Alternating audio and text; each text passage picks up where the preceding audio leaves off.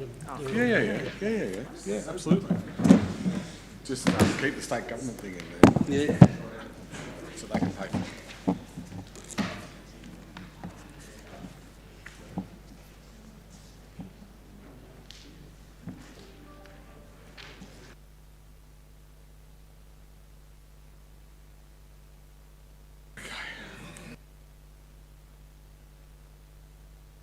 Thank you, everyone.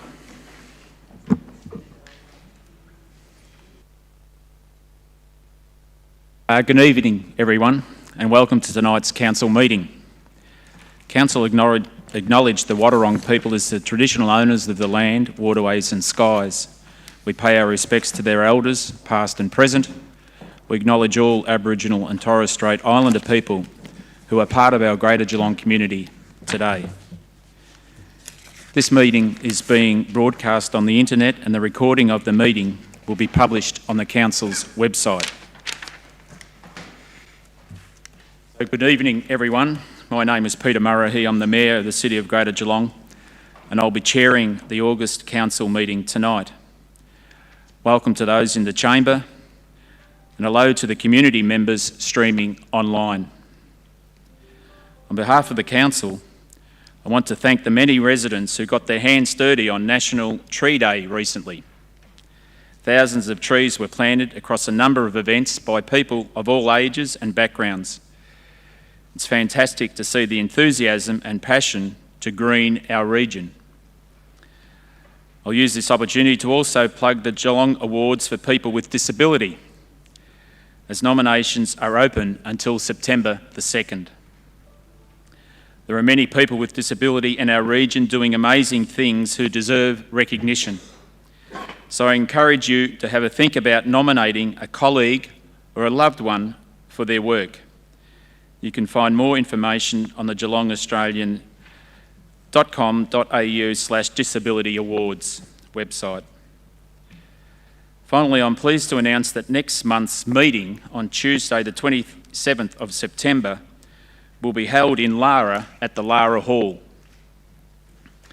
You'll find all the details on the Geelong Australia website soon, and the team will also promote it via the media and social media. So please keep an eye out. Before we move into the procedural matters tonight, I'd like to take a moment for Council and the community to acknowledge the passing on the 8th of July of Mr. Alan Graham Robertson, who was known as Graham, who served as a councillor for the Corio Shire from 1977 to 1985. Our thoughts and best wishes are sent to his wife, Joan, his children, grandchildren and great-grandchildren.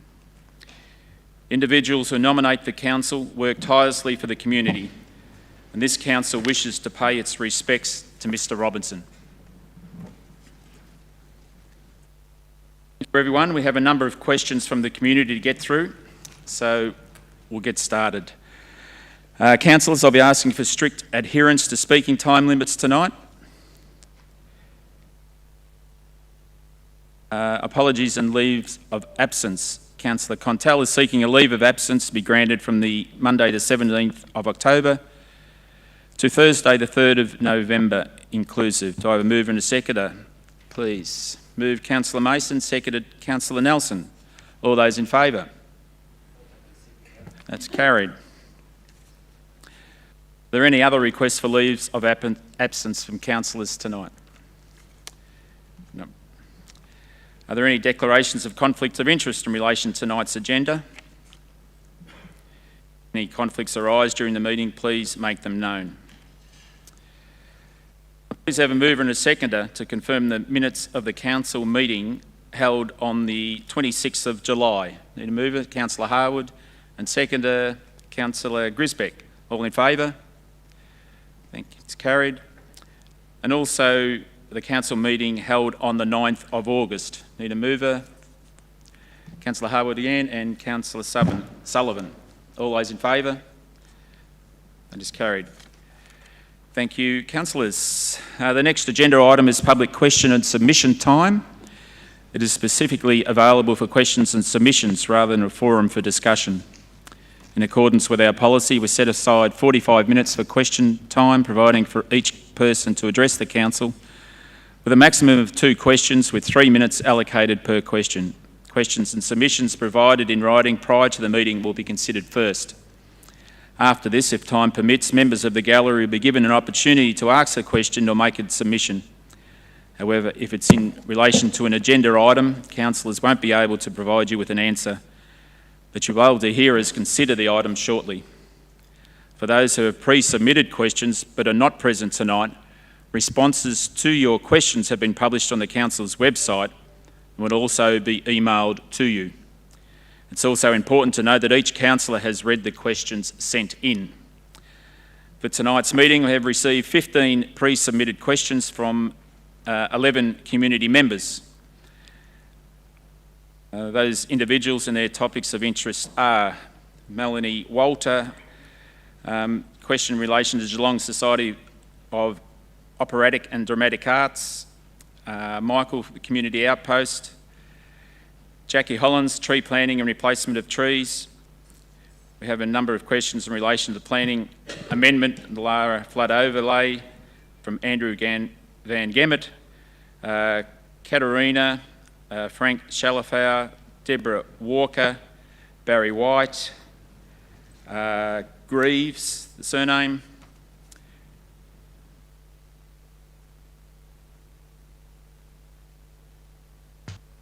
Catherine Talbot in relation to social housing, Vanessa Whittam, tree canopy and urban forest strategy, Bill Marshall, resource subscriptions, sustainability and environment, Jeanne Nell DeCoca, urban forest strategy, Jennifer Banto, Bluestone Cottage, and Kim Rosenau, proposed social housing. So, of those who are in the gallery who have submitted a question, could I have just a show of hands? Okay, all right, have we got Melanie Walter? Thanks, Melanie.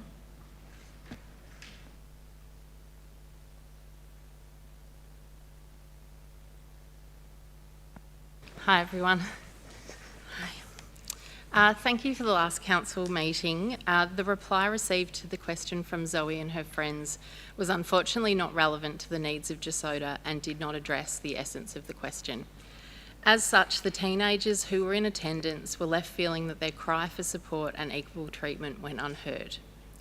For this reason, I am here again tonight representing the 100+ children and teenagers who actively participate in various Gesoda programs each year, and also the 100+ volunteers and families currently involved. Not to mention the creative young children and infants in the Greater Geelong region who need and deserve Gesoda to continue into the future.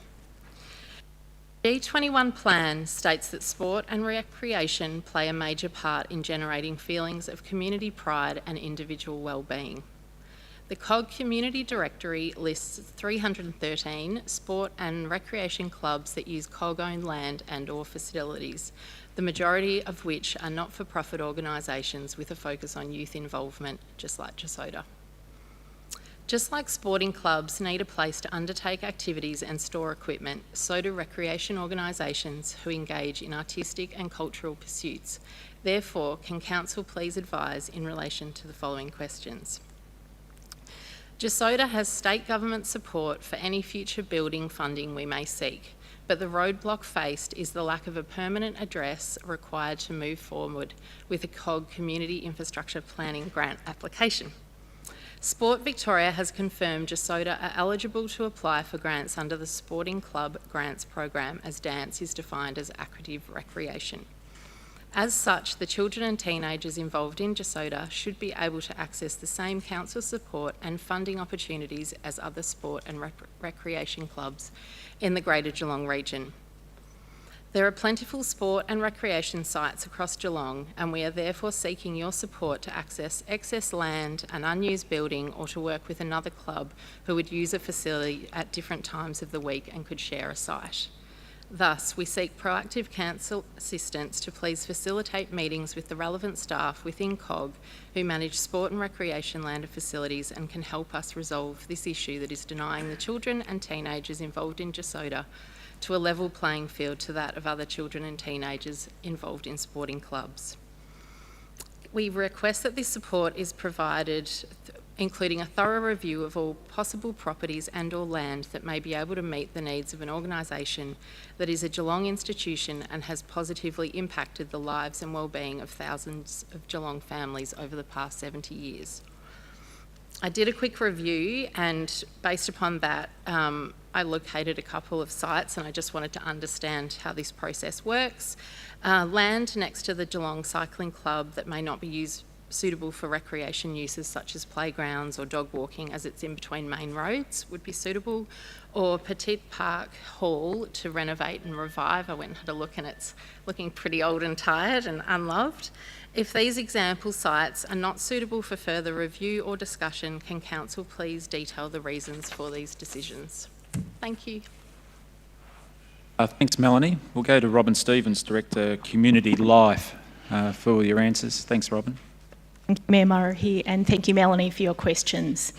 So the City is aware that the grants team has spoken with you to discuss the grant application process, which I'm pleased about, and the lack of a permanent address does not deem the club ineligible to apply for a grant. And we know that you've commenced and submitted your application for a grant, so that's fantastic.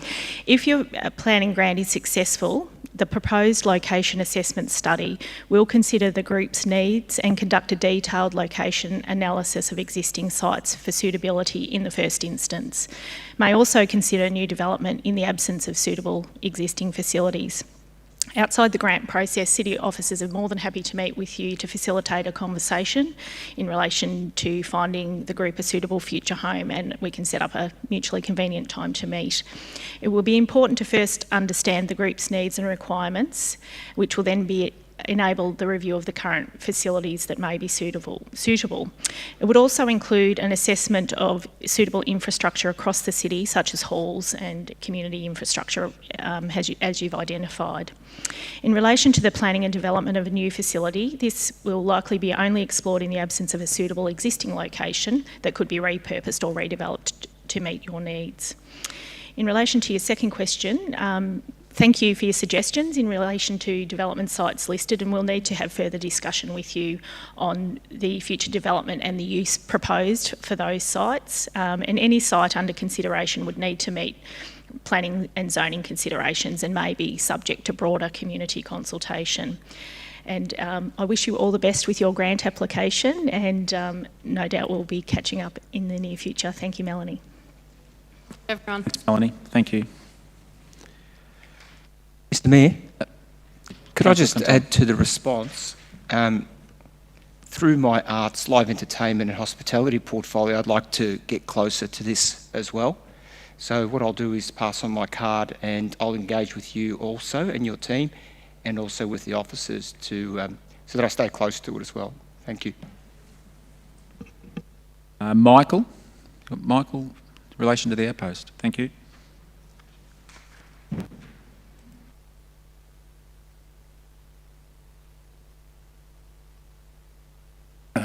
Thank you, Mayor and Councillors.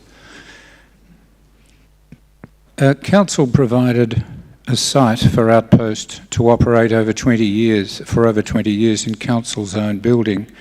It now wants someone else to provide a location for Outpost. Does Council appreciate that Outpost is helping Council do what Council is elected to do, that is, look after the Geelong population? The first question is, will Council provide a service as good as Outpost, located centrally, as soon as Outpost is put out of Council's building? And the second question, will Council publish for the next Council meeting its plan to replace the service provided by Outpost and its timeline, please? Michael. Robin Stevens, Director of Community Life, is going to answer these. Thank you, Mayor Murray, and thank you, Michael, for your questions. Absolutely, the City recognises the important work that the Outpost does in the community and has supported the program in a number of ways since 2006, including providing mental health first aid training to Outpost volunteers, providing resources, including Where Do I Turn booklets, clothing, sleeping bags, for distribution to Outpost program participants, and obviously the peppercorn lease from 2006 to 2017. In response to your second question, the City has and continues to work very closely and engage in positive discussions with the Outpost team to support it in finding a suitable location to ensure the continuity of its program. And more broadly, the City acknowledges the important work of food relief organisations in the municipality by investing resources and funding to a number of programs locally. And some examples of this include a $350,000 infrastructure grant to the Lazarus Community Centre, $80,000 in community meals grants for community groups to support older, vulnerable people and people living with disability to access low-cost healthy and nutritious meals, $50,000 to Geelong Food Relief Centre and advocacy to the state government for an additional $100,000 contribution. Excuse me, is there a time limit on this? Because we haven't had answer to question 1 or 2 yet. I take it the answer is no to both. I'm just reading through the answer that I've got here. It's non-answer. Will Council provide us? Yeah, I've answered that. We are continuing to engage in positive discussions with the Outpost to support them to find a suitable location for the continuity of their program. Not an answer to the question asked. Michael, can you just let Robin finish, please? Well, if that blows out all the time and I can't make the point that neither question has been answered because I'm cut off time-wise, that would be sad. Continue, Robin, thanks. Thank you. And so just finalising the answer to your third question, 12,500 meals and 300 hygiene and sanitary packs for young people, and many community grants allocated to community support organisations to provide counselling and homelessness support. Thank you. Thanks, Robin. Thanks, Michael. Robin, but a supplementary question. How do I get a straight question answered answered full stop? I'm sorry, Michael, that you're disappointed with the answer, but that's the answer that's been given tonight. Well, you might as well have answered, maybe I should have asked how many 3-footed dogs there are in Geelong. Those answers would have been as relevant. Thank you, Michael. Jackie Hollins.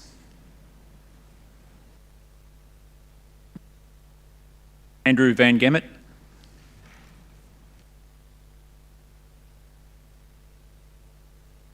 Is Katarina here? Katarina, is it?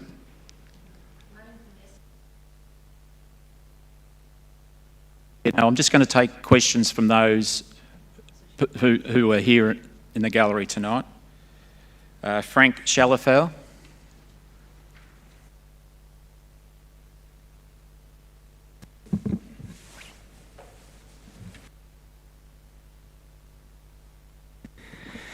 Good evening, Mayor and Councillors.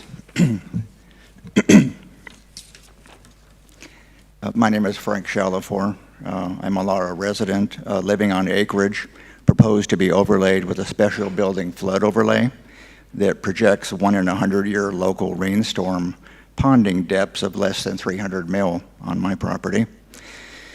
The original flood consultant's report exhibited on planning's website that the public used for their submissions identified just 81 homes in Lara as requiring flood overlays.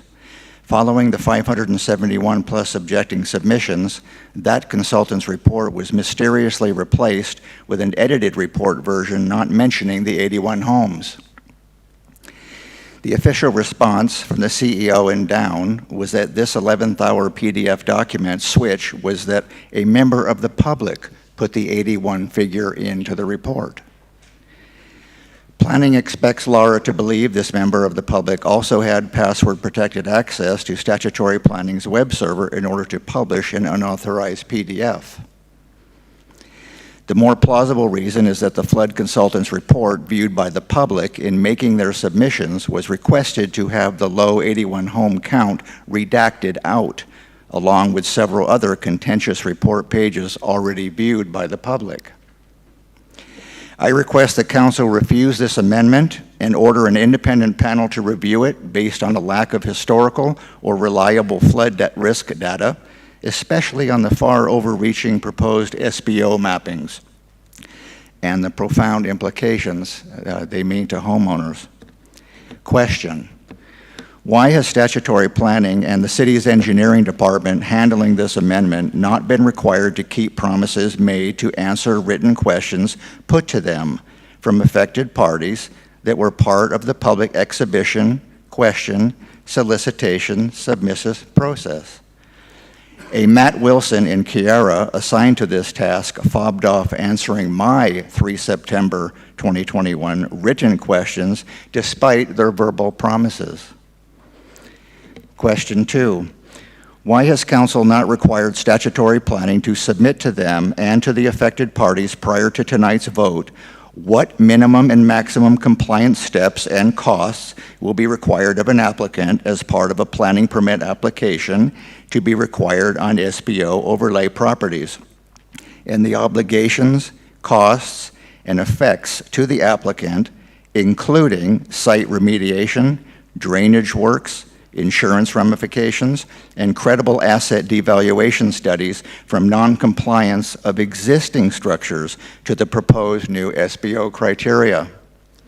My last question: given the flood study consultant's printed declaration that wide gaps existed in available data used to create their desktop-only modeled flood mapping, why would Council even consider validating such an overreaching scheme that will encumber and devalue 600 or 6,000 plus existing homes in Lara to be essentially redesignated as non-compliant to the new minimum floor heights from 1 in 100-year rainstorms declared by the consultant as being based on projected global warming rainfalls 50 plus years from now? Thank you. Thank you for your questions, Frank. Gareth Smith, Director of City Planning and Economy, will answer those questions for you.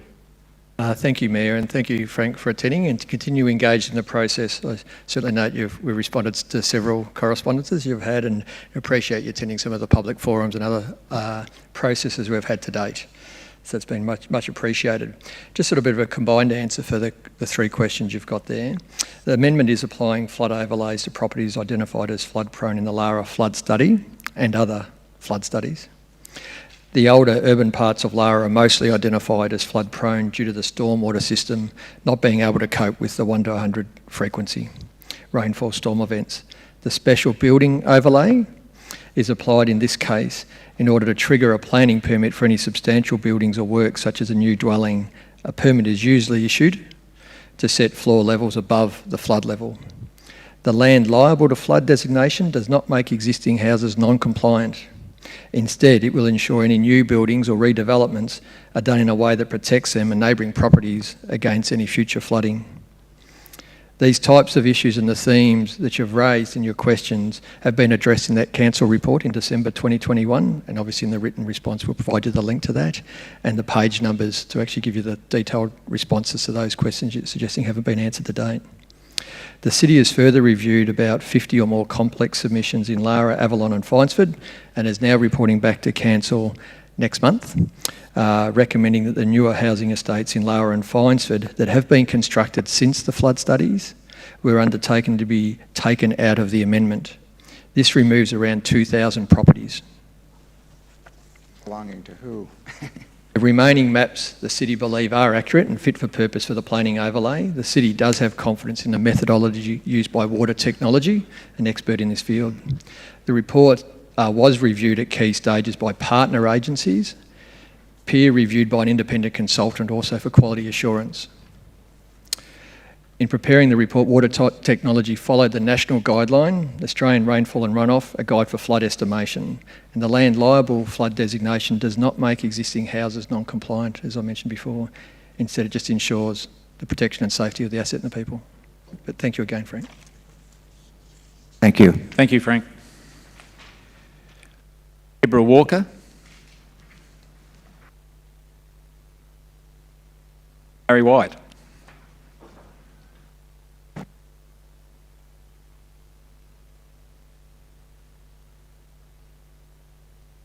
Good evening, councillors.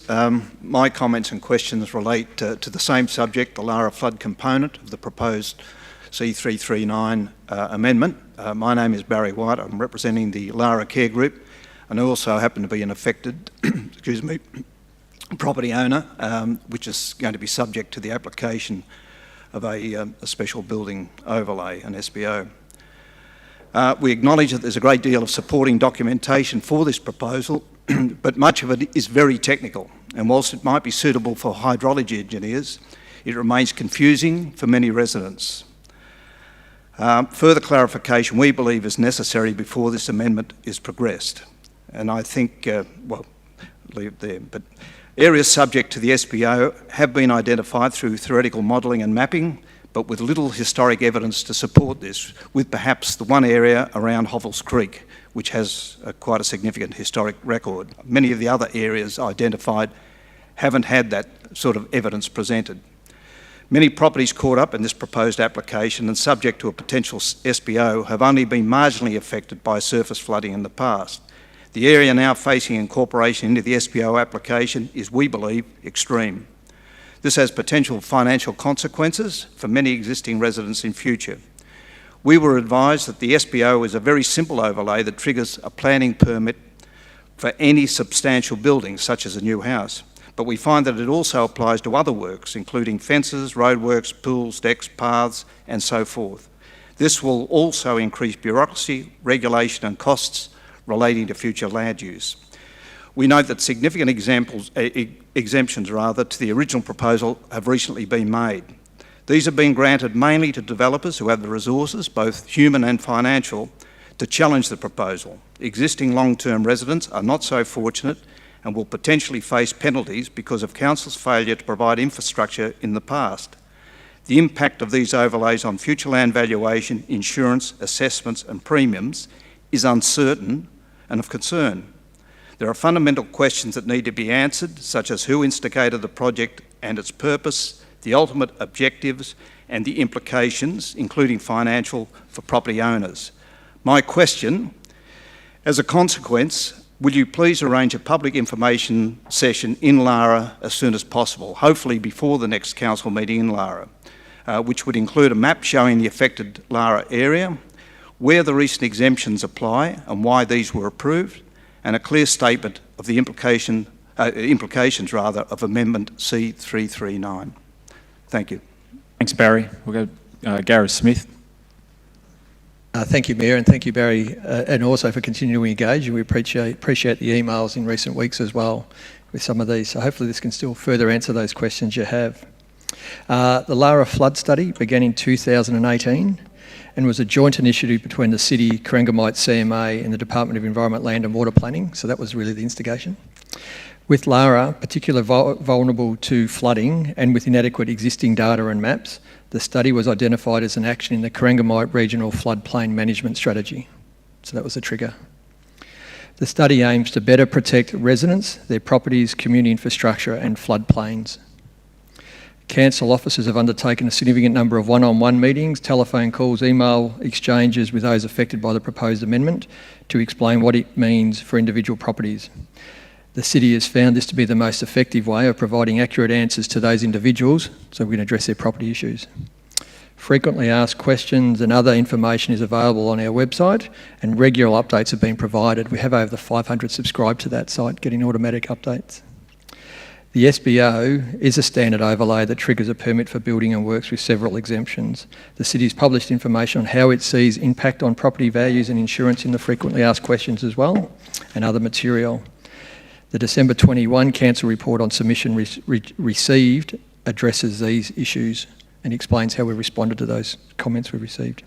If Council resolves to refer the submission to Amendment C33 next month to an independent panel, as recommended by officers, the panel hearing is a good opportunity for the submitters to further articulate their concerns, and Council officers will also be present to be able to provide feedback and background to explanation to the panel.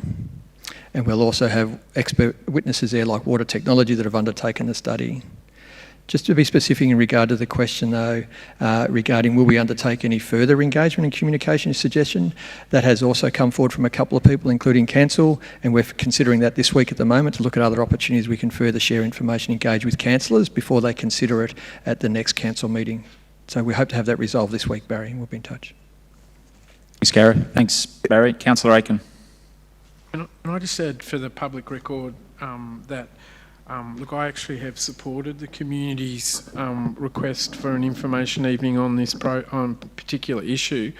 And to our CEO, Martin Cutter, I don't think it's unreasonable what the community is actually asking for. And if it can be facilitated, it certainly, I think, would improve our relationship with that community and also improve our presentation skills as well too, to expose our staff to this type of opportunity to present an information evening in Lara, to give the community an opportunity to be able to see precisely what has been put forward by the members of the Lara community tonight.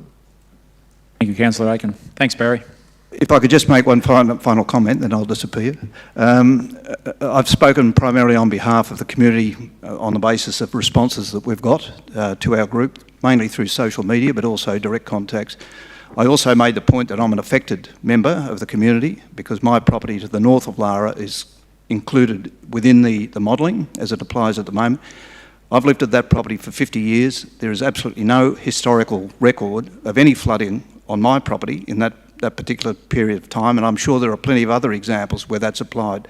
So what we have here is a very general application of modelling to an area which really isn't supported by empirical evidence, as far as I'm concerned.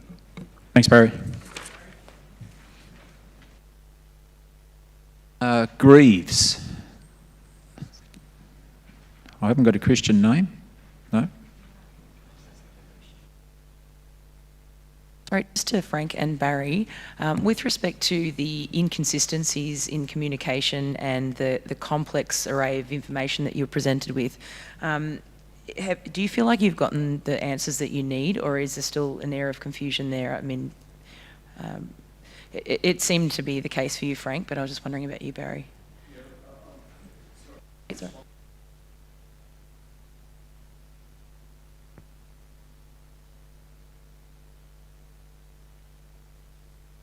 Respond specifically to that. No, I don't believe it has been clarified. I mean, I think there's a lot of theory involved in this. As I said, there's a lot of documentation and mapping.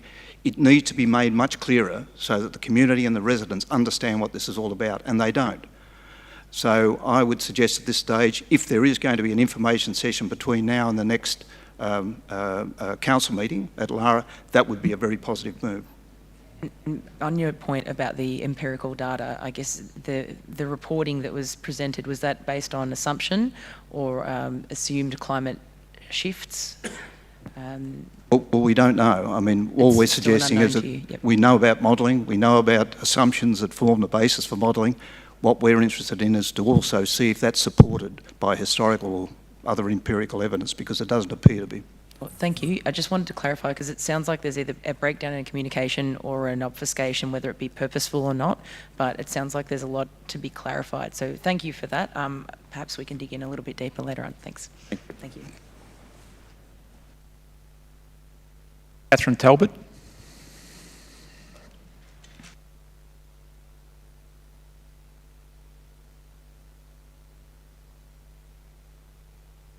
Good evening. So my questions are in relation to the proposed Dean Street development. So question one, the COG public open space policy states that residents should be able to access public open space within 400 metres of their homes.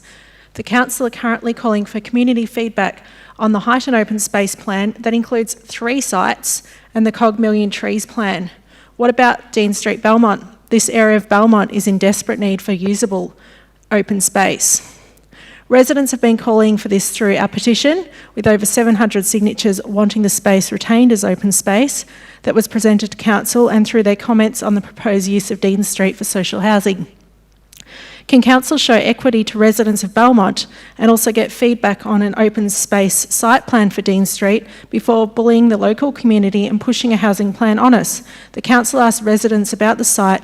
According to the report of those who responded, 80% of residents who have a connection to the site said they are opposed to a development at Dean Street. These existing local residents pay rates and have a connection to the area and desperately want accessible recreation areas within walking distance to their homes. My second question. According to the COG Social Housing Study, Belmont has the third highest number of social housing properties in the municipality. Can Council inform the community more openly about what criteria led to the Dean Street site being identified for possible development for social housing? Was the area's severe lack of public open green space taken into consideration? Given the proposed development is on the area's only available public open green space, was this proposed development's detrimental effect on existing residents as well as the proposed social housing residents taken into consideration? And my third question, was future social housing residents' quality of living on this narrow site considered when identifying the Dean Street site for social housing? How can this site be considered appropriate for high-density social housing with its severe lack of proper street frontage? How are the social housing residents meant to feel incorporated into the local community when their properties are sandwiched behind local residents' back fences without proper street frontage and front gardens? Has the Council considered how car parking would work at the Dean Street site for the proposed residents without proper street frontage? How emergency vehicle access would work at the Dean Street site for the proposed residents and the TLC nursing home, which the emergency exits go onto the site? How has rubbish removal been considered for the site? Is the impact of the increased traffic at school pickup and drop-off times on the proposed social housing residents themselves? Is the Council aware the site is 3 kilometres from the nearest train station? Would better access to a rail public transport be more appropriate for this development? Few questions there, Catherine. My husband got in there a little bit. Go to the Director, Robin Stevens. Thank you, Robin. Thank you, Mayor Murray, and thank you, Catherine, for your questions. In response to your first question, there are no current plans or associated budget to develop 5A Dean Street as public open space, as Council has not yet made a decision on whether to commit the site for social housing. In response to your second question, since the endorsement of the Social Housing Plan 2020 to 2041, the City has and continues to audit its own land to identify potential sites for social housing. The current sites which have been identified as suitable for social housing have been assessed against criteria such as location to services, the zoning for residential use, the amount of land available, and location to transport options. One of the key recommendations from the Social Housing Plan was to look at diversity of social housing across the municipality rather than to have it represented all in one suburb. 5A Dean Street was leased to Scouts Victoria for its community facility and operations, not for open space, and the Scouts have since relocated to another site. In response to your third question, the City has not proposed a high-density development at 5A Dean Street. A design for the site which would include the most appropriate density and layout has not been developed because the Council has not made a decision on whether to commit the site for social housing development. Through the 6-week community engagement in early 2022, many residents expressed concern about a lack of detail about what the potential social developments might include and how they might impact the local area. To address this, the City intends to undertake a collaborative design process in 2023 to work together with an appointed community housing provider and the local community on the proposed potential social housing developments. The City intends for the selected community housing provider to provide the City and the community with greater detail about what the housing might be and what might be delivered and other potential uses of the sites to enable the City and the community and Council to make an informed decision about the future of the site. Thank you, Catherine. Thanks, Catherine. Vanessa Whittam.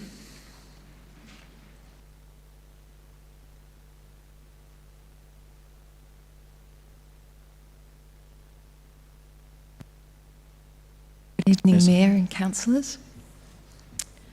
We at Geelong are very grateful that Council has committed to planting 1 million trees over the next 10 plus years. In light of the Your Say website claim that tree cover is currently 7 to 10%, we would like to establish some certainty regarding the actual current tree cover in Geelong. The UTS Institute for Sustainable Futures report benchmarking Australia's tree canopy, dated May 2014, showed that Greater Geelong had 10.9% tree cover and an additional 5.3% shrub cover using the iTree tool. Pardon me. The 2020 report, Where Will All the Trees Be?, prepared by the Centre for Urban Research at RMIT University, showed that the City of Greater Geelong had total green cover at that time of 14%, an increase of 2.5% between their 2016 and 2020 reports, which indicated that in their 2016 report the tree cover was 11.5%. This report is based on samples using the iTree tool. The City of Greater Geelong 2015 Urban Forest Strategy reported that urban Geelong has a tree canopy cover of 14%, with approximately 7% on private land, 7% on council land, and the annual report 2021 for the council stated a suburban tree canopy of 14% in November 2019, showing no net change. My first question, how was the 14% tree canopy figure quoted in the 2015 Urban Forest Strategy arrived at? The second question, has Council conducted any LiDAR, light detection and ranging studies of tree canopy? And third question, how does Council record changes in tree canopy cover on private land from year to year in the City of Greater Geelong? Thank you, Vanessa. We have go to Guy Wilson-Brown, Director of City Services. Thanks, Guy. Thank you, Mayor, and thank you, Vanessa, for your questions, and thank you for your support for the 1 million tree program. With respect to question 1, we use iTree canopy tool to measure the canopy coverage for the City of Greater Geelong. With respect to question 2, the light detection and ranging technology, or LiDAR technology as it's commonly called, we haven't used to date, but we do acknowledge that it is effective technology, so it's something that we will be investigating for possible use in the future, so we thank you for that suggestion. And with respect to question 3, I guess as I've mentioned in the answer to question 1, we use the iTree canopy tool to measure the overall tree canopy for the city, which includes both the public and private realm. Thank you, Vanessa, for your question, and thank you. Thanks, Guy. Thanks, Vanessa. Bill Marshall.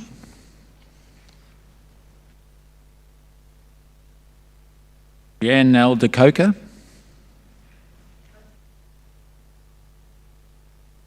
This time at the finish, we'll come back to those who are here on proxy. Jennifer Banto.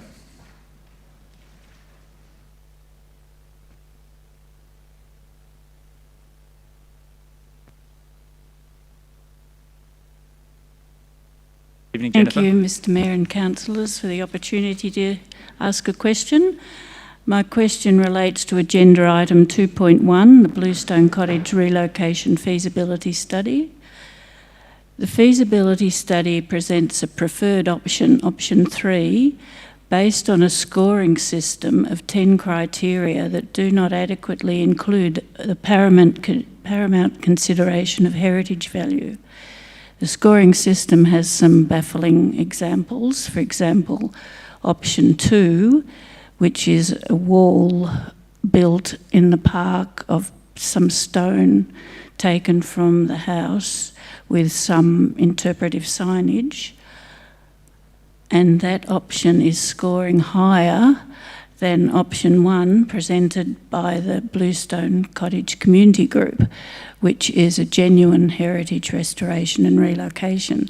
So we find some very perplexing aspects to the scoring system, and in our response to the feasibility study, which was our response is option 1 on the agenda tonight, we'd like to suggest that other criteria be added to that scoring system, specifically A, B, C, D and E. I won't read them all out because you have them in front of you. but those criteria relate to trying to quantify and assess heritage value. The whole motivation for this project was because of the heritage value of that property. An 1866 house in original intact condition is a rarity. The method of construction of that house, of early architectural use of building materials, is quite unusual and also a rarity. So those things need to be paramount in the assessment of these 5 options. Does council consider, my question then, does council agree that the 5 criteria our group would like to add are valid considerations and should be included as assessment criteria in the scoring system, and that the scores be adjusted accordingly? Thanks, Jennifer. Now, it's on the agenda tonight and may be subject to further debate, but Gareth Smith, you're going to... Thank you, Mayor, and thank you, Jennifer, for the questions. I do have the notes here which I'll refer to, but I noticed you added a couple of extra comments on there which I just want to address. So the ones in regarding to the scoring process and you know, some unusual elements to that, love to take that offline, and obviously John and I would happy to catch up and go through that to help explain that. It's probably not productive to do that in this forum. But with regard to the broader questions regarding reviewing the criteria and extending, so firstly, I just want to certainly acknowledge yourself and the group for actually your work and participating in this for a long period of time now. You know, your contribution's been fantastic, so thank you for that, for the feasibility study. You know, the criteria though we have for assessing the options for relocating and reconstructing the Marshall Bluestone Cottage included heritage considerations, as well as a wide range of impacts, including the practicality and accessibility of the site, legislative requirements like DDA, usability for the wider community, the sustainability of a new community facility. Now, the Marshall Bluestone Community Group, we're engaged in the development of the final criteria that we applied, which was used by the independent consultants to assess all of the proposed options. Option 3, which has been selected for further investigations, offers the most usable outcome for the wider community and presents the least constraints in terms of access, loss of open space and meeting necessary building codes. But importantly, the criteria still include the heritage assessments as well. Thank you.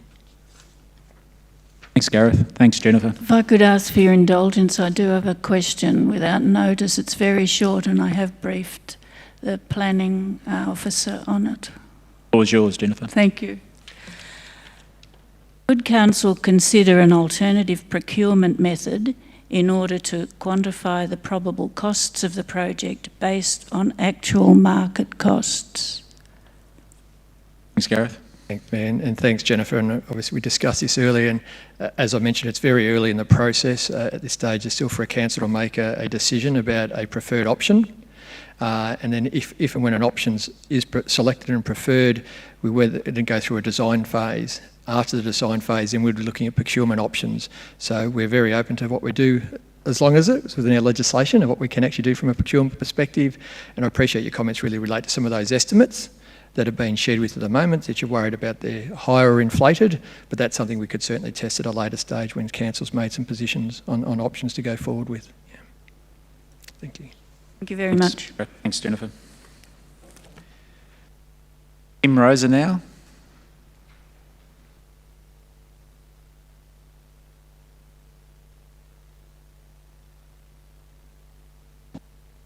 Good evening, Mayor and Councillors.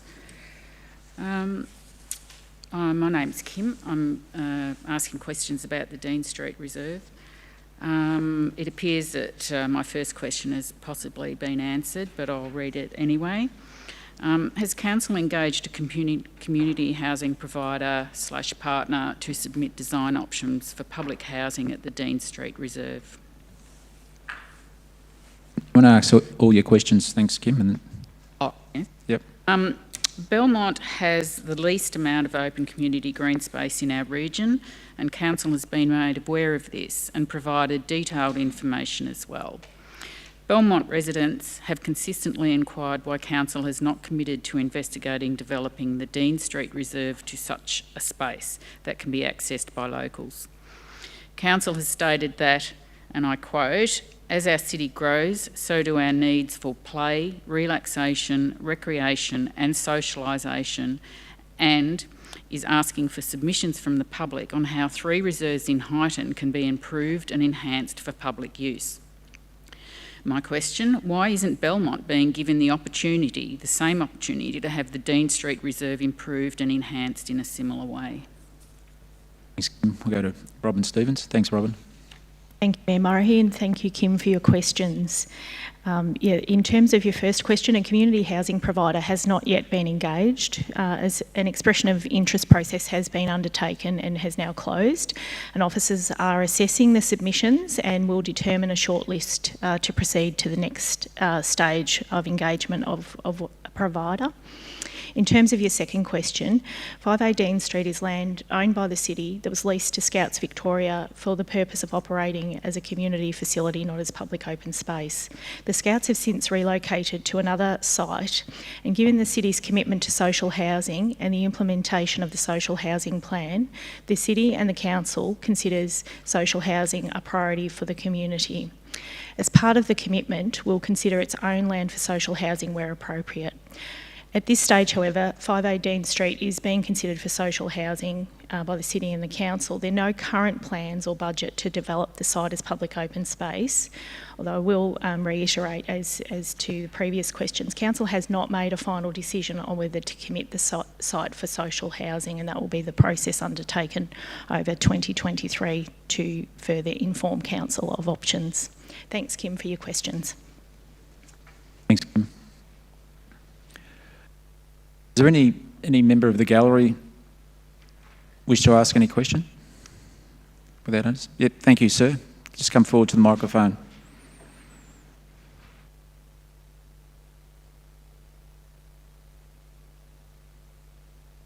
Evening, Councillors. My name is Timothy Holt. I've got a large, along with my wife, area of land out of Lara, and I'd just like to ask one very brief question about the flood management plan. I went to considerable trouble to make a submission to the considered submission to the plan, and have not been contacted since. Have not been told and have not been sent by anybody the final submission. So my question is fundamentally, why would I bother making a submission? But one would have thought that whoever is running this process would at least try and engage. The commitment was to consider submissions and try and engage with the community, not just get a submission and then my submission. Just so you know, I lived in Lara on probably the largest holding of land out there. I spent 35 years out there, all through the floods. I'm a qualified engineer. I've dealt with developers, I've dealt with hydraulics engineers, and I understand the principles intimately. So the response, I believe, to my submission, and not that I've read it because I've not been sent it, and I only heard of this meeting, was no change. So what does that mean? It's an inadequate response to my submission, and so my question, simply, I'm not expecting an answer, but why would anybody bother to make a submission? Thank you. Thanks, Timothy. Thanks for your attendance and raising that. Perhaps we'll get your details. And Gareth, if you can, before you leave, speak to Gareth Smith, Director of City. So just identify yourself, so under control. Thank you.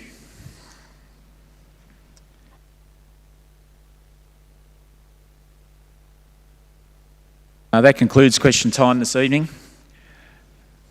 Last one, Virginia.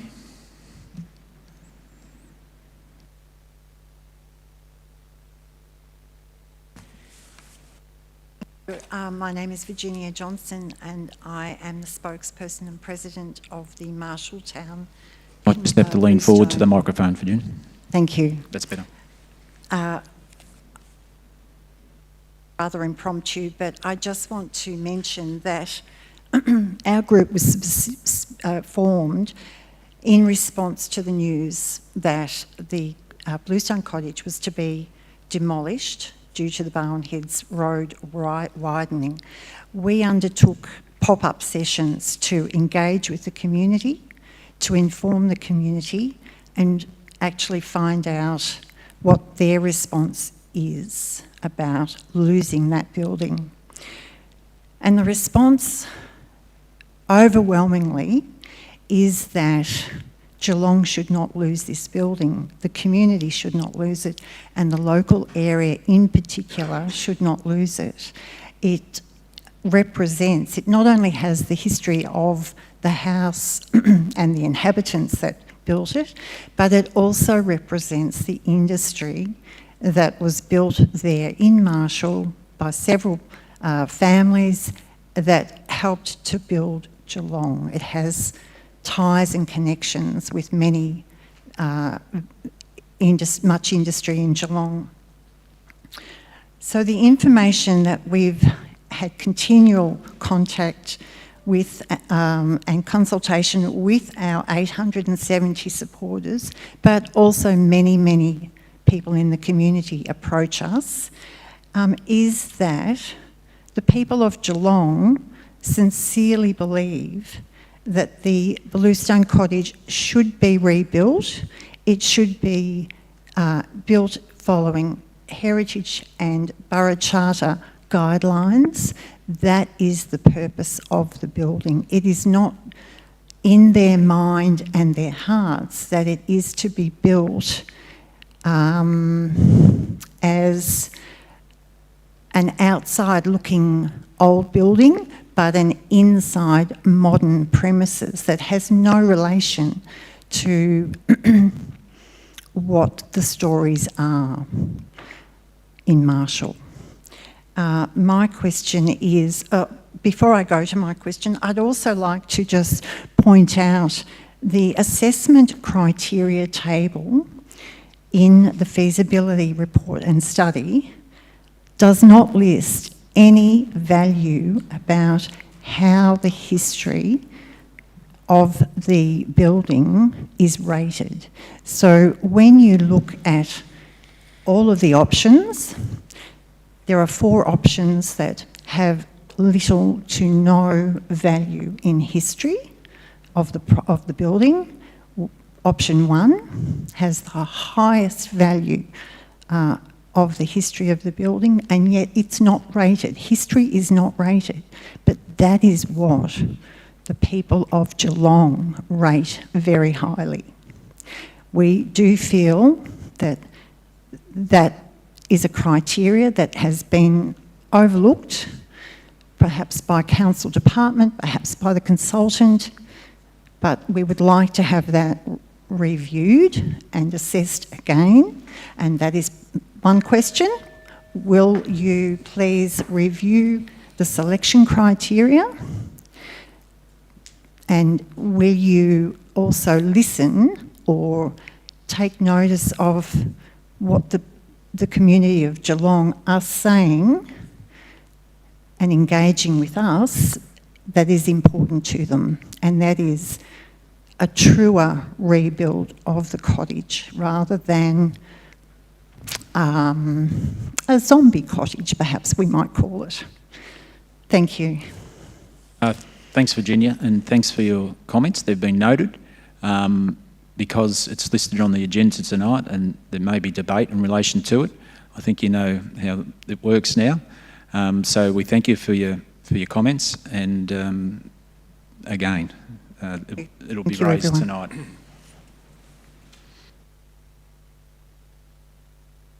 So that concludes question time this evening. Thank you again to the submitters of questions this evening and to the council and officers.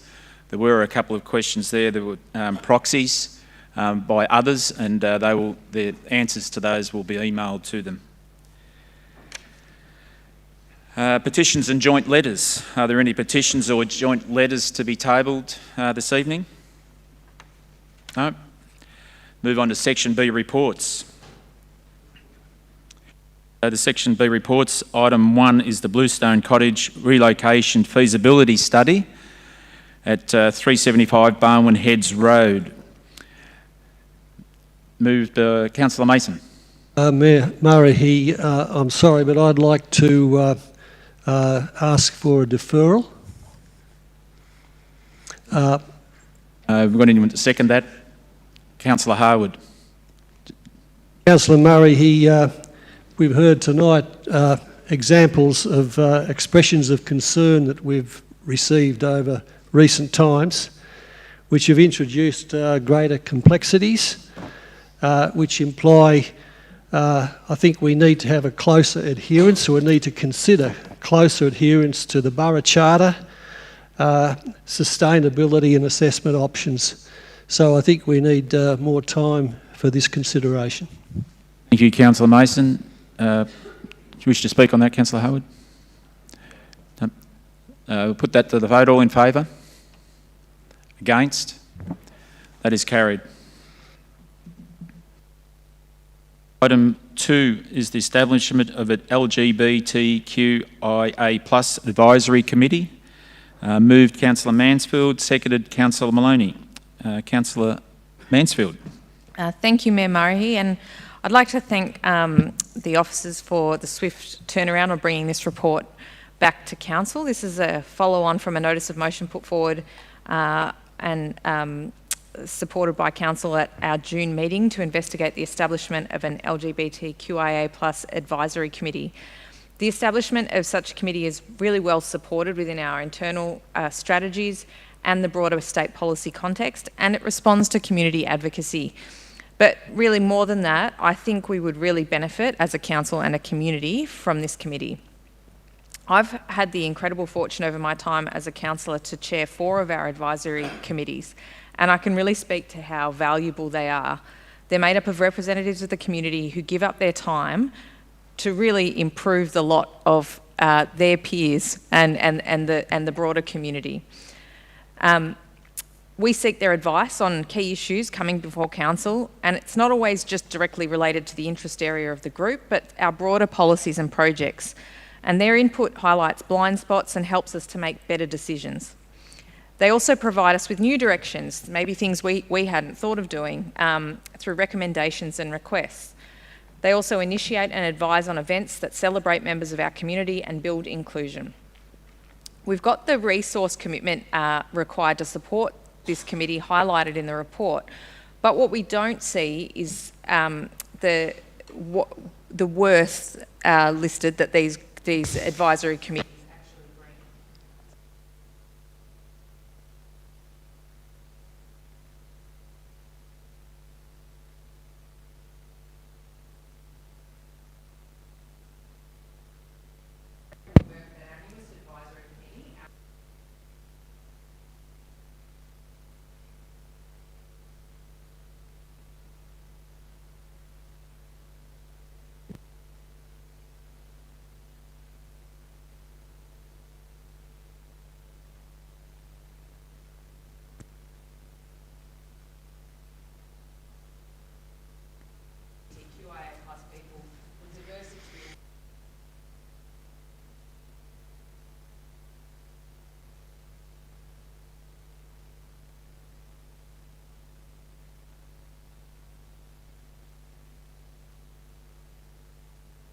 Councillor Maloney. Thanks, Mayor Murray, and thank you, Councillor Mansfield, for your comments on this establishment of the committee. The city runs a range of initiatives in the community and wants to fly the flag, so to speak, to support individuals, including our gender and sexuality project for young people. We have staff training and onboarding. We celebrate Ida Hobbit Day and also Wear It Purple events to signify and signal to the community that we do care, that you are seen and that you do matter. And the establishment of this committee, if tonight's report is supported, would help enable the city to widen its understanding of our rich, beautiful community. It advertise and search for members who are interested in being a part of governance, which I think is a wonderful thing, and our Youth Council have highlighted that they would like to see some young folks come in as well, which is great. So the first meeting would be proposed for February, should this report be accepted tonight, and there's also a recommendation of $20,000 from the 2022 to 23 budget that would be allocated and set aside for the body of work that goes behind the scenes to wrangle an advisory committee and make sure that these meetings happen. This is aligning with our clever and creative strategy, our 30-year vision to make sure that people in Geelong feel included and as though they belong. And I'm happy to support this recommendation for the committee. Thank you. Thank you, Councillor Lundy. Councillor Mason. Thank you, Mayor Murray, and I'm also pleased to support this motion. And it's also consistent with our social equity framework, where this has explained the complex networks of diversity we have in our community. It also is based on the Universal Declaration of Human Rights and our associated obligations in our diverse community and our multicultural community. And certainly we have neurodiverse people with numerous physical challenges, whether ambulance, sighted, hearing, etc. We also have people from traditional family cultures, religious, ethnic and traditional. We have also unemployed and homeless people and many other areas of diversity. All of these groups may have LGBTQI plus people with their specific difficulties as well, of which we're not actively aware. And so this advisory committee will give us the lived experience and the advice we need to build a truly inclusive and diverse society. Thank you, Councillor Mason. Councillor Aiken. Thank you very much, Mr Mayor.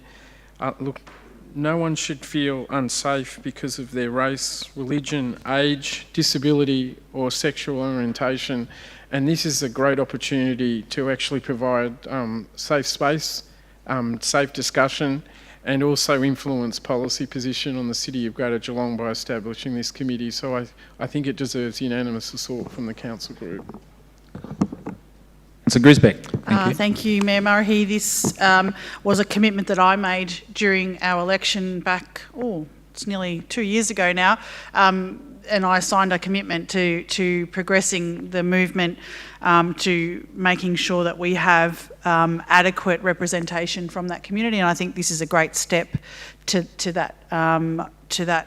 realising that opportunity, and I thank Councillor Mansfield and all the other councillors who supported the original notice of motion, and now establishing the committee is the right thing to do, so thank you. Thank you. Any other councillor? No? Back, Councillor Contell. I'll support the report, but I'm fearful that we are establishing more committees than are actually required. We seem to establish a committee for every different community group that we feel needs representation. There's no doubt that there are positives that can be gained out of them, but equally just by good engagement with our communities in general, we should be able to gain most of the information that we need as councillors to be able to make good decisions for the community going forward. Just establishing committees doesn't solve the challenges that are out there, and I think we need to be engaging far more broadly than just at a committee base. I'll support this because I know it's been put forward in good intent, but I think we need to be really careful that we're not just continuing to establish committees that might be then perceived as just tokenism going forward. Any other councillor? Otherwise, back to Councillor Mansfield to close. Thank you, Mayor Murray, and thank you to my fellow councillors for your input. And look, I absolutely agree that I think this isn't a substitute for good community engagement. I think it's something that can is part of engaging with the community. But as we've heard tonight, community engagement is one of the things that we are constantly challenged to, and we're constantly being called on to do a better job of. And this is, our advisory committees are one mechanism that we can use to engage with our community. As I outlined before, we have a number of them. I think they all bring incredible value back to council. This is also an initiative that isn't just something that came up all of a sudden. We've had sustained advocacy from the LGBTQIA plus community, asking to establish an advisory committee based on the success of such committees in other municipalities. So I'm incredibly supportive of establishing this, and I've no doubt we will. I've no doubt it will assist us in making better decisions, and also help us to I think, perhaps see opportunities where we haven't identified them before. It's also probably timely. This Friday is Wear It Purple Day. The theme this year is Still Me, Still Human. And I think the theme speaks to the importance of accepting everyone regardless of who they are. The day was established in response to the loss of lives of LGBTQIA young people as a result of prejudice and bullying. And I think, the fact that we still need days like this underscores the importance of organisations like councils in leading their communities to become more inclusive and respectful places. I'll put it to the vote. All those in favour? Against? That is carried. Item number 3 is the proposed amendment C435GGE and planning permit 468/2021, 190 to 216 Princess Highway, Corio, KFC site, Stead Park.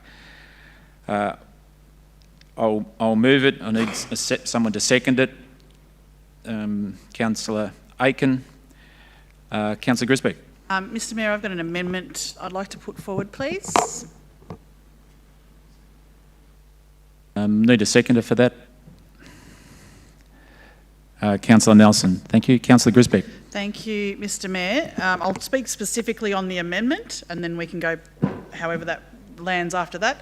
This amendment that I've put forward relates to the sale, the proceeds of the sale under the open space policy to be deposited back into the open space directly located in or around Stead Park. Our current policy states that any sale of open space, the funding received from such sale must be spent in an open space within the city. This amendment requests that it be spent in the area from which the funds are generated. I think it's only fair that this community that is losing the open space for which the original intention of the area, because of a historical decision made by council to lease the land for food retail. I know that Councillor Aiken at some point would be able to give a clearer history on this site, but my understanding is that when it was originally leased in the 1980s, it was proposed and promised to the community that any funding that came from a proposed sale would go directly back into the precinct. And that's the intention behind this amendment. Thank you. Councillor Nelson. Thank you, Mr Mayor. Yeah, I second it for the purpose of debate, but I just wanted to flag that... Councillor Nelson, just in the microphone. Sorry, I second this motion, this amendment for the purpose of debate, but I just caution that, as we've seen from the gallery this evening, when we remove open space and they're asking for open space in their area, that might come up again. So just flagging that for Councillor Grisbeck. Thank you. Councillor Aiken. Look, thank you very much, Mr Mayor, and thank you, my fellow Windermere councillor, Councillor Grisbeck. Look, I support this recommendation. This isn't just a simple rezoning process, as has probably been presented before us. The site originally was public open space. There was a roller skating ring actually built on the site, and then there was a tourist information centre built next to the roller skating ring. The roller skating ring became McDonald's. The Tourist Information Centre became a KFC, and as Councillor Grisbeck has mentioned as well too, that the intention of leasing those food outlets was to generate income to actually go towards open space and other activities in that particular community. So there is an historic linkage that the community's losing public space here, which happens to be the Stead Park site location. And it is appropriate that we consider that if funding does become available from the asset sale, which may occur after this rezoning, that it certainly should be entrenched in our policy position, which is that it is open public space, and that it should, if we can, look for an opportunity to be actually invest in that local community. The wording of the motion doesn't say that has to happen, and however, it does give a bit of an intention of this council group that that's what we would like to see, what we're going to do. And I remind the council group that Stead Park is under pressure in terms of public open space. It has been identified by the Commonwealth Games 2026 to actually build 3 hockey fields, or pitches as they call them, and a new pavilion, and also significant spectator facilities as well too. So that site is under pressure in terms of being a public open space, and it is appropriate that any rezoning consider the historic nature of this site location, and also give the officers a bit of an intentional commitment from this council group about what it would like to see on that site. Thank you. Any other councillor? No? Back to you, Councillor Grisbeck. Thank you, Mr Mayor. There's many things to spend the money on in that area, and lights over the skate park is one, upgrading the youth centre, which is right behind there, is another. The Norlane Bowls Club is definitely up for some upgrades, and as Councillor Aiken has said, the hockey club is due to get an upgrade. There's soccer pitches, baseball, softball, so there's plenty of opportunities, and you know, it may even be that we talk about what other opportunities could go there. There are plenty other opportunities as well. So that's the amendment part of the request. Thank you, Mr Mayor. Thank you. I'll put that amendment to the vote. All those in favour? Against? That is carried.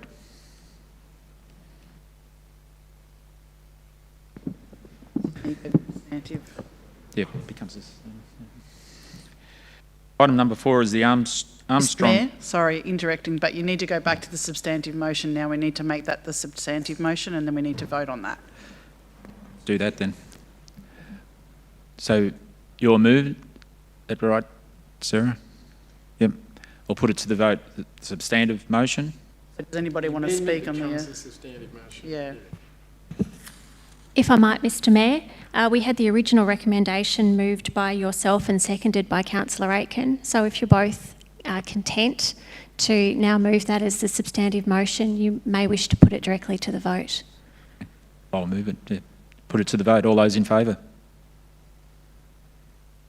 Against? It is carried. Item number 4 is the Armstrong Creek West Community Hub, the naming.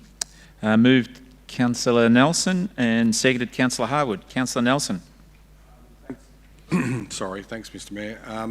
This is the naming of the Armstrong Creek West, also known as Mount Dunedin Community Hub, to be named Poa Banyal. It's on the corner of Sovereign Drive and Unity Drive down in Mount Dunedin. It's probably apt that we call it that because it translates into Grassy Hill, and for those of you who live down near there know that it's right near Mount Dunedin, which is a grassy hill. So I'll leave it for my other fellow councillors to speak on this, should they wish to, and I'll come back a bit later. Thanks, Mr Mayor. Councillor Harwood. Thanks, Mr Mayor. This is just, again, recognition of Indigenous community and incorporating their language into the naming of this facility in Mount Dunedin, and it's been well received, and it will provide a fantastic community hub for the region. So I'll leave it at that. Thank you. Any other councillor? Back to you, Councillor Nelson. It was quick. Thanks, Mr Mayor. It's right next, as we know, it's right next to Mirapoa Primary School, which is already bursting at the seams. So it's great that we're building this this community hub because the population down in Mount Dunedin and in Armstrong Creek in general is just exploding down there. So much needed community facility, and I look forward to going down to the opening in about 12 months' time with everyone that wants to come down. It's a great time to be in Armstrong Creek. Thanks. Thank you. Put this matter to the vote. All those in favour? Against? That is carried. Item number 5 is the Drysdale Library naming. Moved Councillor Mason and seconded Councillor Sullivan. Councillor Mason. Thank you, Mayor Murray. This report recommends that the Council approves the official name of a library on 10 Wyndham Street, Drysdale, to Barwin Drysdale Library. Barwin is the Wadawurrung name for the immediate Drysdale locality and refers to turf and is reflective of the history of the land. In modern scientific terms, the word turf is ecologically defined as plains grassy woodland and consistent with the word turf. Indeed, we need to be reminded that a vast grassy woodland existed in the volcanic plains across to the border. And we also need to be reminded that few vestiges remain. Through co-design and consultation with our First Nations people, this will be a permanent reminder of landscape change. The architectural design shows plants adorn the rooftop in a recreational viewing space. It's my hope that these plants will, of course, all be Indigenous, typifying the original grassland species, herbs, grasses and wildflowers, perhaps even a few yam daisies. Other plants which come to mind are the black anther, chocolate and bulbine lilies, milkmaids, sun, donkey and moth orchids, ruby saltbush and running postman, wallaby grass, kangaroo grass, common everlasting, sundews, early Nancy and love creepers. Most of these are threatened species these days. And so I think it's a fine gesture to give this name of Barwin, typifying First Nation culture. Thank you, Councillor Mason. Councillor Sullivan. Thank you very much, Mr Mayor, and I endorse the words of Councillor Mason. Barwin is a fantastic name for this facility. Fantastic name for a fantastic facility. Barwin, as naturally means turf. In fact, one of the earliest families which settled the area was actually the Drysdale family, and their name of their station was actually Barwin as well. So the name has a long connection with the region. But the name for turf, for a fantastic, really it's going to be a green-topped library, the first one in our region, as Councillor Mason has said. So it all really ties up very nicely, and will be a fantastic asset, not only to the Ballerine, but to our wider region as part of the Geelong Regional Library Corporation assets. Thank you. Thank you, Councillor Sullivan. Any other councillor? Back to you, Councillor Mason. Oh, sorry. Councillor Nelson's got his hand up. Thanks, Mr Mayor. I guess as Chair of the Library Board, I better say something.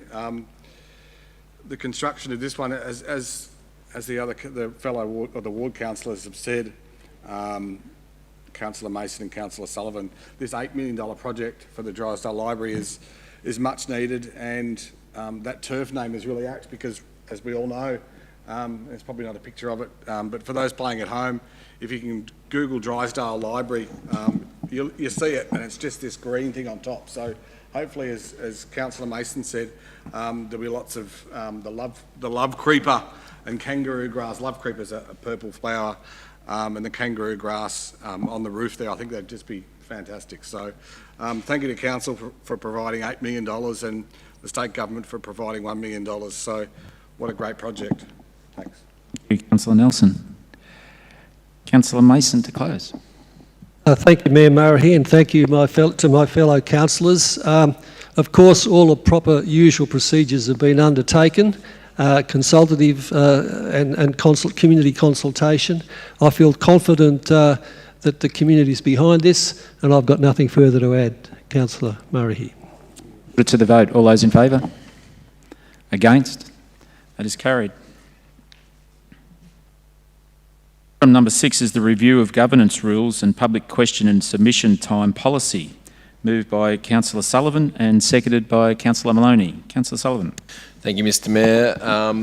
As you have noted here, we have the review of the governance rules and public question and submission time policy. Now, this has been brought about via the Regulatory Legislation Amendment Reform Act of 2022, which has provided for changes to the Local Government Act 2020. These changes, which allow for meetings to be conducted by electronic means, a temporary measure put in through COVID, but now which we are making permanent.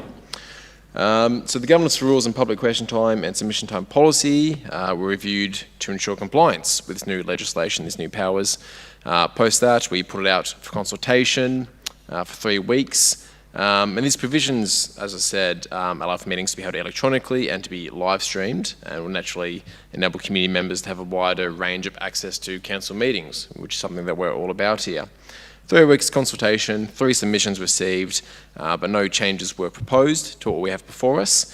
So I believe this is a fantastic piece of work, which will enable us to continue keeping the community involved with our council meetings going forward in the best way possible. Maloney. Thanks, Mayor Murray and Councillor Sullivan, for that great wrap-up. I'd like to commend the review and adoption, potentially, of this policy. It allows us a lot of flexibility and accessibility when conducting council meeting business. We're all hanging out here and we can communicate with Steph, hi Steph, from far away, and allows for us to, in a pinch, potentially be in Bali or somewhere as well, but also to be accessible if we can't travel. Also, not only are these meetings more accessible, but the review of the governance question time was aptly highlighted to us by a constituent about the amount of time that someone can take to answer or ask a question, and that was reset every time. So it's great that not only we're getting kept on our toes, but we're keeping up to date with the current legislation and the times, because apparently it's 2022. Thanks very much. Thank you, Councillor Maloney. Any other? Councillor Grisbeck. Thank you, Mr Mayor. Thanks to our Manager of Governance for this paper. I'm really looking forward to the full extensive review of our governance rules and public question time policy. We need to be really clear about and give our community a real clear understanding of what our procedures are, especially in terms of question time, as others have said. But I think also too, our governance rules and really set the standard for how the community interact with us at council meetings, and I'd like to make sure we can, in this further extensive review in 2023, really bring us into the 21st century with opportunities, as we are doing again very soon with going out to Lara, but the opportunity to live stream from a remote facility would be a great opportunity to make sure that we really can engage no matter where we are in the municipality, and just to make sure our governance rules cover all of those options as well. And as Councillor Maloney has said, the remote dialing in is been an absolute win for local government, in my view, to allow everybody to have their say. Thank you, Mr Mayor. Thank you. Councillor Mansfield. Thank you, Mayor Murray, and I'm certainly a big fan of this move towards greater accessibility for not only councillors but for the broader community. I'll make comment that the provisions made for a councillor to dial in remotely may be worth revising, down the track, depending on how we're going with it. They could be a little bit strict and are obviously dependent on the way they're written. The CEO can make the determination about whether a request is reasonable, and also the timeframes that are required may make it challenging. Particularly in we're thinking about the current COVID context. Someone might test positive right before a meeting, and it would be good for them to be able to participate in the meeting remotely. So I guess this will be a matter of sort of seeing how we go with these rules. But we've been assured that anything like this we can always seek to review down the track. But overall, I'm very supportive of this policy change, and I'm hoping this will be a permanent change in the way we do local government with this, COVID stimulated it, but I think it's pushed us in the right direction generally for ensuring greater inclusion. So thank you. Any other councillor? Otherwise, back to Councillor Sullivan to close. Thank you very much, Mr. Mayor. Thank you to my councillors for the comments as well. As stated, this is important. Governance has done a great job, and naturally we are looking forward to the more comprehensive process undertaking within the year ahead. That is due to this current one being at a tight statutory timeframe, so this larger review will come ahead, and looking forward to the good work coming out of that one. So, all good. Thank you. I'll put this matter to the vote. All those in favour? Against? That is carried. Item number 7 is the planning authorisation. Council to staff. Moved Councillor Grisbeck and seconded Councillor Harwood. Councillor Grisbeck. Thank you, Mr. Mayor. This is a pretty standard report that comes to most council meetings, so I think it's just a summary of our meetings and who has been in attendance and what the conflicts were. So nothing further. Thank you, Mr. Murray. Councillor Harwood. Thank you, Mr. Mayor. It's also welcoming Nicholas Brazier to the planning division there, and we welcome him. Thank you. Pick up, Councillor Harwood. Otherwise, all the rest is correct as well. Any other councillor comment on this? Otherwise, back to Councillor Grisbeck to close. Sorry, apologies. Thanks, Councillor Harwood, for putting me straight. I was jumping ahead in the agenda, so nothing further. We put this matter to the vote. All those in favour? Against? It is carried. Section D is the record of informal meetings of councillors. Can I please have a mover and a seconder for the record of informal meeting of councillors? Moved Councillor Maloney, seconded Councillor Sullivan. All those in favour? Against? That is carried. Is the planning delegations. Can I please have a mover and a seconder for the planning delegations? Moved Councillor Harwood, seconded Councillor Grisbeck. All those in favour? Against? That is carried. Section F is confidential. The 2022 AFL Final Series Geelong-based activity. Can I please have a mover and a second to consider this matter in confidential session? Moved Councillor Nelson, seconded Councillor Harwood. Is it? All those in favour? Confidential. Employment matter A, confidential. Can I please have a mover and a second to consider this matter in confidential session? Move Councillor Sullivan, seconded Councillor Grisbeck. All those in favour? Against? That is carried. And employment matter B, confidential. Can I please have a mover and a seconder to consider this matter in confidential? Move Councillor Aiken, seconded Councillor Harwood. All those in favour? Against? That is carried. We are now to consider the remaining agenda items in our confidential section of the meeting. Can I please have a mover and a seconder to close the meeting to the public? So we consider these confidential agenda items. Moved Councillor Nelson, seconded Councillor Grisbeck. All in favour? Against? That is carried. I would like to thank both our virtual and in-person gallery members for their participation tonight.